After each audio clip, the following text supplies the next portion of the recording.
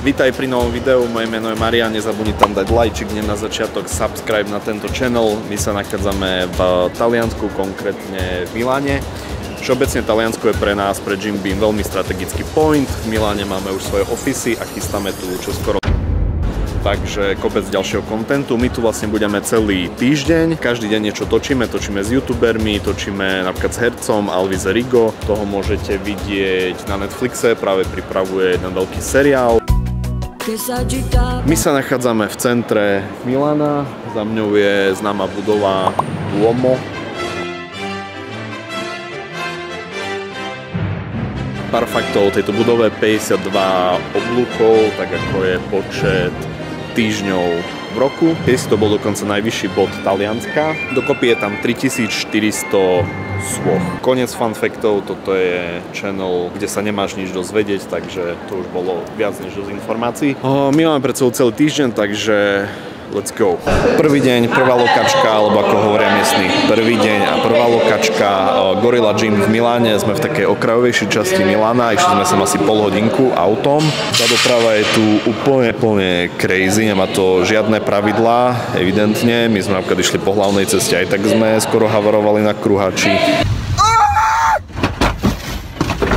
Čakajú nás dve videá, dole do komentu dajte teda vedieť finálne, či to sú alebo dvojo videá, ja už fakt neviem. Ja neviem už. S Gianpaolom nás ale ešte okrem týchto gymových videí dnes čaká veľmi zaujímavý content. Ideme do takej cool časti Milána, kde budeme hľadať ľudí, ktorí budú ochotní si zasúťažiť o nejaké produkty.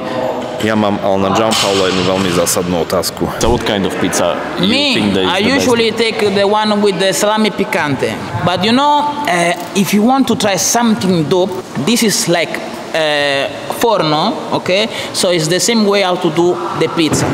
But it's not a pizzeria. I love this kind is Luini, okay? Luini, yeah. Yes, and the same type of pizza, but it's a little bit more smaller. And it's close with everything inside. Yeah, understand? yeah. In Italian, it's called panzerotti. So it's a new kind of pizza. If you try it, you're gonna get crazy for it. Okay, so let's try it. Yeah.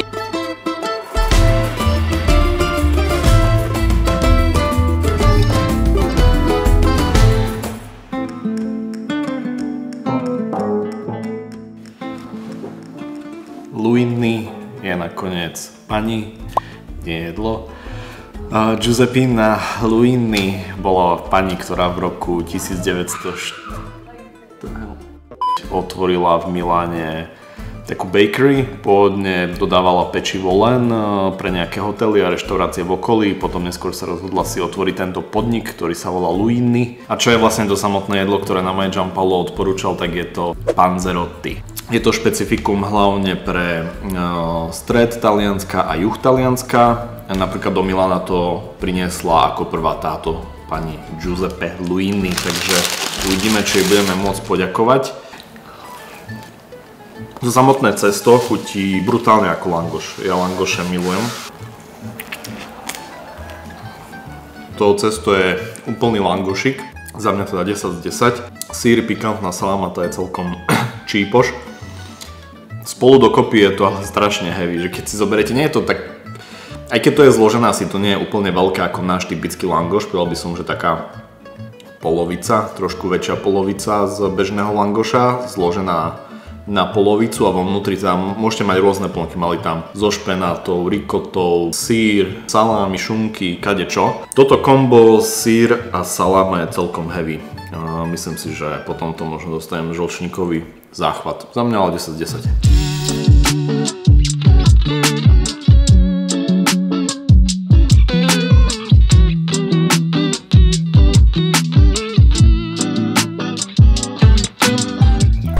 Deň číslo 3, nakoniec sme zmenili plán, pôvodne sme mali byť v meste a robiť taký treasure hunt po celom Miláne. Strašne ale začalo pršať a má pršať celý deň, dnes aj zajtra, takže sa to nedalo nejak vymeniť. Zmenili sme to preto za takúto jump arénu a natočili sme tu 2 videá. Takže tieto 2 videá bolo vlastne taký ninja faktor, taká prekážková dráha a potom sme si skúsili také rôzne challenge na takýchto trampolínach, potom také fighty do mäkkej peny, dodgeball A niečo podobné sme robili na český kanál, takže si to môžeš ísť pozrieť.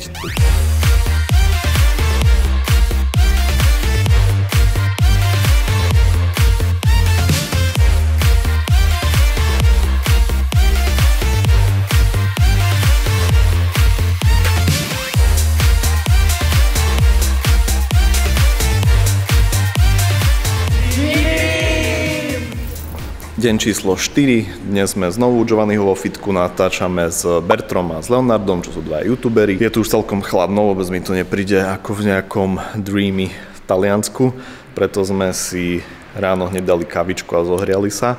Čo je celkom zaujímavé, že tu majú celkom striktné pravidlá ohľadne tej kávy. Okay guys, so what do you think about cappuccino at any time in the day? It's absolutely okay. No, you can have a cappuccino whenever you want to. No, it's absolutely not.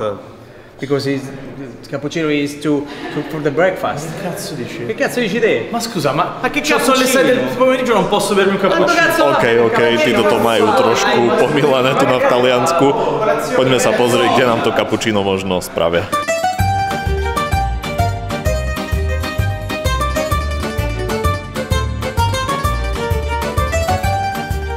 Nachádzame sa asi pri najkrajšom Starbuckse na svete. Let's go.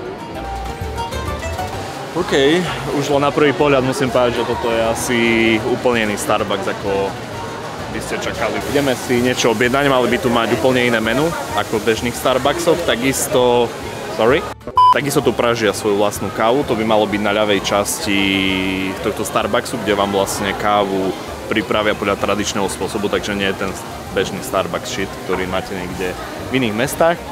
My si ale ideme niečo nájsť, určite niečo sladké, slané, a dáme si asi kávu. Prvá zaujímavosť, máme tu normálne menučko, čiže nie ako v bežnom Starbuckse, môžeme sa pozrieť, čo tu majú. OK, toto je len ohľadne nápojov káv, ale videl som tam už nejaké dobrodky, takže užite si dáme niečo 0 calories.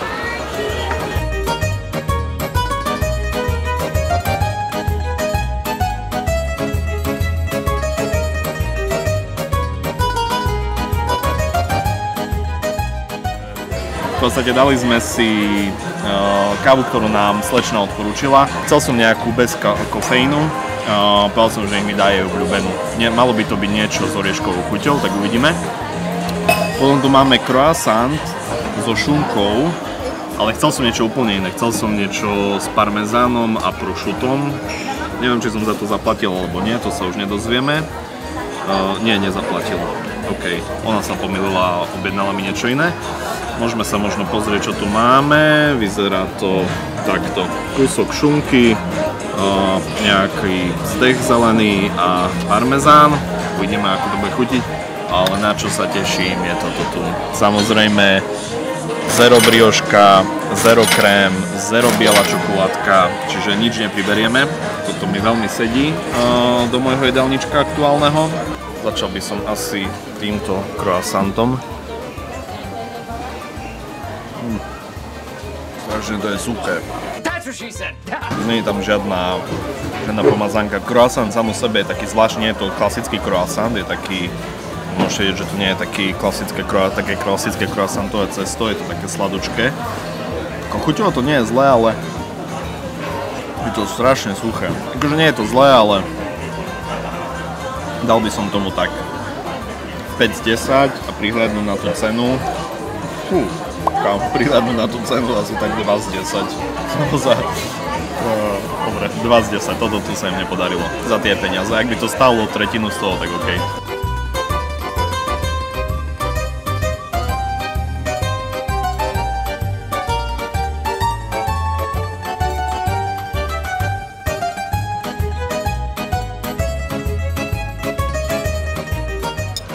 Zlatý klinec večera, alebo jak říkajú naši přátelé z Prahy, zlatý klinec večeře. Mala by to byť brioška naplnená nejakým krémom, vyzerá to brutálne, ja milujem sladké.